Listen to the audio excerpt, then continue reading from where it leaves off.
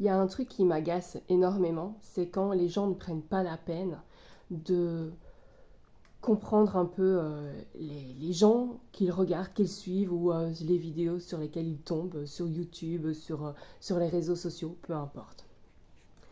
Là, évidemment que je viens d'être activée voilà, par quelque chose et justement, en bonne manifesting générateur que je suis, je vais répondre justement sur cette émotion et, euh, et repartager encore un peu plus ma vision.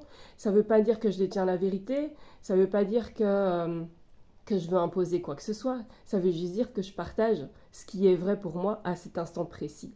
Et ça aussi, c'est pas assez compris, c'est pas assez véhiculé que nos vérités, elles peuvent changer d'un instant à l'autre, d'une seconde à l'autre. Nos vérités, elles ne sont pas immuables.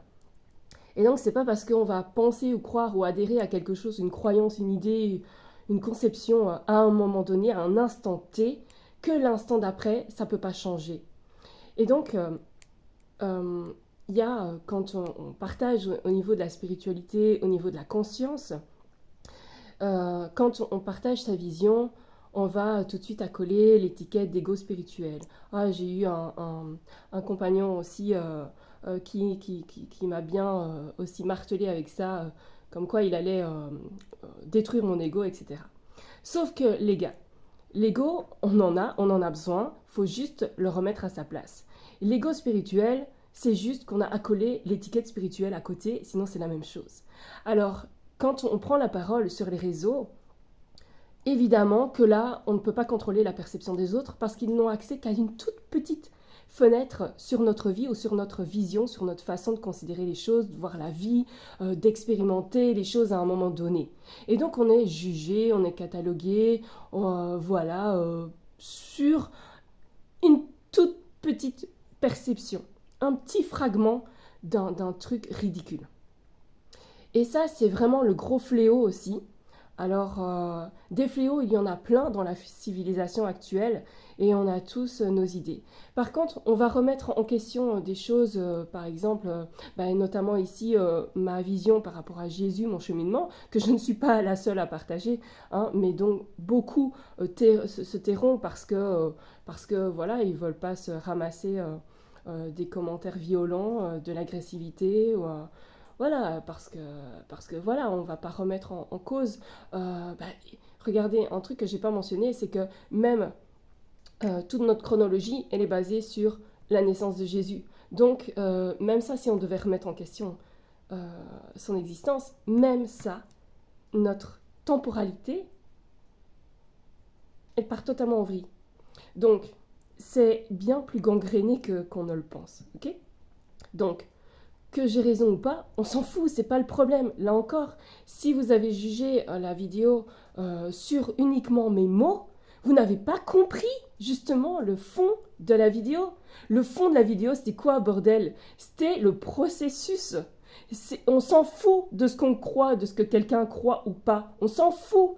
Ce qui vous amènera la liberté, la vraie liberté, donc, la liberté de penser, hein, par vous-même, hein, pas d'avaler tout ce qu'on vous a inculqué dans les manuels, tout ce qu'on vous a inculqué à l'école, dans les religions, dans la société, dans le gouvernement. Bordel, à un moment donné, il faut se réveiller, non? Parce que là, ça commence à bien faire, hein, et tous les milieux sont gangrénés, le milieu spirituel, il est largement gangréné. Donc, à un moment donné, on s'en fout de ce qu'on croit ou ce qu'on croit pas. On s'en fout des croyances qu'une personne peut partager sur les réseaux sociaux. Écoutez juste le fond. Branchez-vous sur le processus, bordel. Ça, on ne le met pas assez en avant. Branchez-vous sur le processus. Qu'est-ce qui vous amène à vous extraire d'une matrice? Qu'est-ce qui vous amène à reprendre le pouvoir sur votre vie? Juste ça. Et puis, adaptez-le à votre vie. Essayez de trouver résonance, juste, mais pas en vous branchant sur la vie de l'autre, sur son système de croyance, sur son système de valeurs, mais juste sur le process. Et ça, c'est quelque chose qu'on ne partage pas assez, qu'on ne met pas assez en avant. On peut suivre quelqu'un, apprécier une personne, apprécier certains de ses partages, et pas tous, évidemment, heureusement. Mais il faut extraire la quintessence de ce qu'une personne partage, et pas se fier juste aux mots, qui sont très limitants. Les mots sont extrêmement limitants. Ils n'expriment pas la totalité d'une pensée, ou de ce qu'est la personne, ou de ce en quoi elle croit. Donc là encore, c'est se voiler la face. Et quand on parle d'ego spirituel, ça faisait longtemps qu'on ne me l'avait pas sorti, mais c'est bien. Ça me permet de faire une vidéo, React.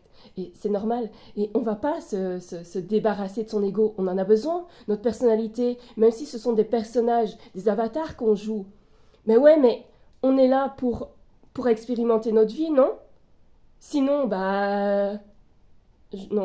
j'allais dire un truc qu'il fallait pas, mais sinon, quitte ce corps. Voilà, en termes plus soft, hein, parce que, bon, hein.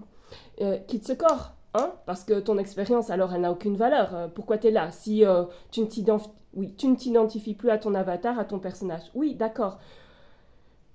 Et le milieu spirituel, il est... Et quand je parle de spiritualité, à la limite, je prends au sens large. Il y a l'énergétique, l'ésotérisme. Et je ne parle que de ces 3 sphères-là, parce qu'il y a plein d'autres sous-domaines. Et oh bordel, qu'est-ce qu'il y a d'amalgame, de confusion. Voilà. Ce ne sont que des constatations, ok? Je n'impose rien. Je partage. Hein? C'est comme ça qu'on s'aide à évoluer, qu'on s'aide à réfléchir. Et aujourd'hui, je sais pas, mais vous voyez que le monde devient totalement con. On abrutit nos enfants. Les réseaux sociaux, ça peut être une grande aide, mais aussi ça crée une fabrique à cons. Donc moi je lutte aussi pour ça, pour la fabrique à cons. Voilà. Donc ce qu'on pense de moi, je m'en fous, j'en ai rien à foutre. Mais ce qui m'énerve, c'est le manque de discernement. C'est vraiment le manque de discernement dans tous les milieux, dans tous les domaines, et dans chaque conversation, dans chaque chose que l'on va voir, dans chaque chose que l'on va écouter, c'est le manque de discernement. Et c'est juste à chaque fois, se référer à son propre référentiel. Oui, mais non, c'est pas comme ça. Ah, ben ça, tu as toutes les caractéristiques qui correspondent à ça. Oh. Franchement, il y en a vraiment marre, hein. Il y en a vraiment marre. Et ça fait pas super plaisir de partager des choses, des visions, des idées, des pensées qui sont à l'encontre de la pensée collective. Hein. Si on avait envie de faire autre chose, on ferait autre chose. Hein. C'est pas une partie de plaisir, c'est quelque chose qui s'impose. Alors oui, les révélations, le temps de révélation, la grande lumière, la levée des voiles des illusions, c'est aussi tout ça. C'est aussi sur tout ce qui est sombre dans tous les milieux dits de lumière. Et là, ça va faire mal. Là, ça va faire vraiment mal. Alors oui, on est content parce que Trump a été réélu. Je suis contente aussi parce qu'il y a des vérités qui vont se dévoiler, parce que les choses vont bouger. Alors ouais, ça va peut-être créer un peu plus de chaos parce que l'ombre ne s'arrête jamais de toute façon. Mais c'est pas parce qu'on choisit un camp, parce qu'on se dirige vers la lumière, que tout est lumineux dans la lumière. Ok, il y a encore des phases, des espaces un peu plus sombres, un peu plus opaques dans la lumière. Et donc là aussi, à un moment donné, on va voir qu'il y a quand même un peu d'ombre dans la lumière. Ça fait pas de moi...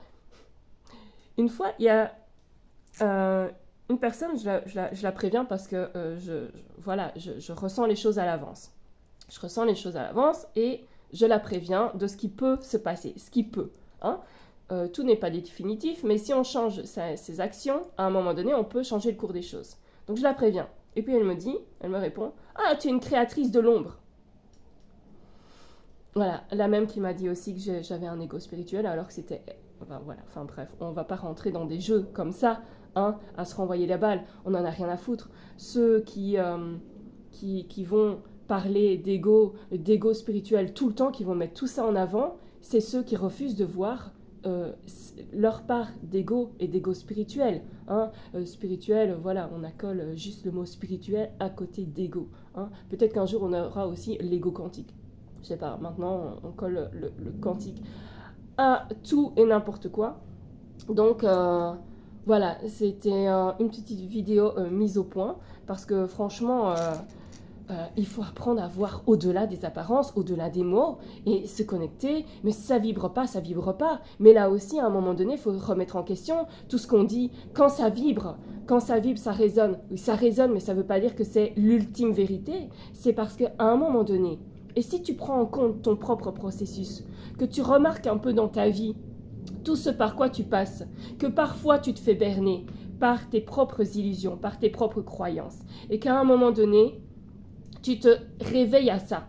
Donc tu rentres dans un autre système de croyances, tu rentres dans une autre, tu connectes une autre vérité, et voilà. Et donc c'est encore tout ton monde qui change, et donc tu réévalues tout. Et c'est ça le process. On s'en fout, il n'y a pas de ligne d'arrivée, il n'y a pas juste à un moment donné, ah ça y est, t'es spirituel, tu as vécu l'éveil spirituel, t'as une ouverture de conscience, ça y est, maintenant t'es éveillé, tu sais tout mieux que tout le monde. C'est pas parce que tu sais qu'il y a des forces de l'ombre, etc., qu'il y a des galactiques, voilà, que du coup ça te fait de toi quelqu'un de spirituel ou d'éveillé. La spiritualité, c'est juste une manière, ta philosophie de vie, ton art de vivre. Basta, on s'en fout. Les pratiques, il y en a qui ne pratiquent rien, qui ne sont jamais ouverts à la spiritualité, qui sont les plus spirituels que moi, plus spirituels que d'autres qui sont dans le milieu et qui partagent, qui sont des enseignants, des formateurs, des mentors, voilà. Ils sont plus spirituels que nous, ceux qui ne sont peut-être jamais ouverts à la spiritualité, mais qui ont une philosophie de vie bien ancrée et connectée au vivant et au sacré de la vie. Voilà. Maintenant, on a vraiment pourri cette spiritualité avec des mots, des notions, des concepts voilà, qui polluent nos esprits, qui polluent nos façons d'être, nos façons d'agir. Et donc, à un moment donné, ça te fait vriller l'esprit. Ça te fait vriller l'esprit. Et donc, on va juger les autres, alors qu'on est censé aimer tout le monde, être bienveillant, etc., accepter et tout ça. Mais là aussi, mon gars, va falloir vraiment réévaluer tout ça. Voilà.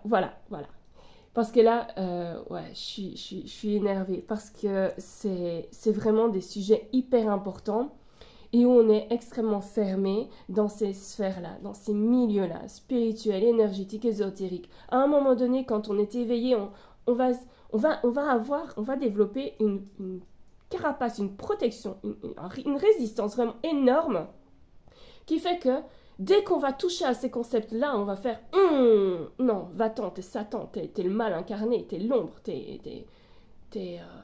vraiment le prophète de l'ombre, quoi. Non, mais à un moment donné, il faut plus d'ouverture d'esprit que ça. Hein. Et pourquoi je partage autant de vulnérabilité? Pourquoi je partage autant de trucs que j'aurais pas envie de dire sur les réseaux? Autant de trucs vraiment... Parfois, j'ai honte de partager certaines expériences de vie, de ma vie, parce que je me dis, mais déjà, les gens, ils vont peut-être... ils n'en ont rien à foutre. Et puis, les gens vont peut-être me dire que je suis une pauvre fille, que je suis conne. Et voilà, chacun son avis. Là aussi, j'en ai rien à foutre, mais il y a un élan, quelque chose de plus fort qui dit... Vas-y, partage, parce que ça peut faire écho à certaines personnes, ça peut les mettre en paix avec leur propre chemin de vie, leur propre chemin d'incarnation. C'est ce qu'on cherche, c'est ce que je cherche. Vraiment, la paix dans son incarnation, la paix dans sa vie. Et vous savez, à un moment donné, on véhiculait beaucoup que pour être spirituel, pour être quelqu'un de bien, de spirituel, il fallait méditer tous les jours, il fallait plus jamais manger de viande, il fallait faire telle ou telle pratique, il fallait être tout le temps bienveillant, tout le temps dans la positivité, tout le temps être dans une énergie haute. Et c'est pas ça la vie, on est humain aussi, on est humain et il faut renouer aussi avec son humanité. On peut développer cet être, reconnecter cet être spirituel, mais être aussi humain et spiritualiser l'humain, le rendre meilleur. Et quand je vois ce genre de discours où on ne prend pas le temps d'aller au-delà des mots, au-delà de la forme. Ah, moi, en fait, ça m'active encore plus, ça me donne encore plus envie de partager et d'aller encore plus dans la subtilité. Et mon contenu, il ne parle pas à tout le monde, il ne parlera jamais à tout le monde. Mais il parlera à ceux seulement qui sont capables d'aller au-delà de la forme, au-delà des mots. Et pas juste en restant bloqué sur « Ah, ça vibre, donc c'est juste. » Non, « Ah, ça vibre, ouais, ça fait écho sur mon chemin à cet instant précis. » Et peut-être qu'après, voilà, ça va m'amener à autre chose. Et voilà, ça, ce sont des gens libres, souverains, connectés, qui ont vraiment un sens de discernement de plus en plus profond, qui sont conscients. Voilà, à bientôt.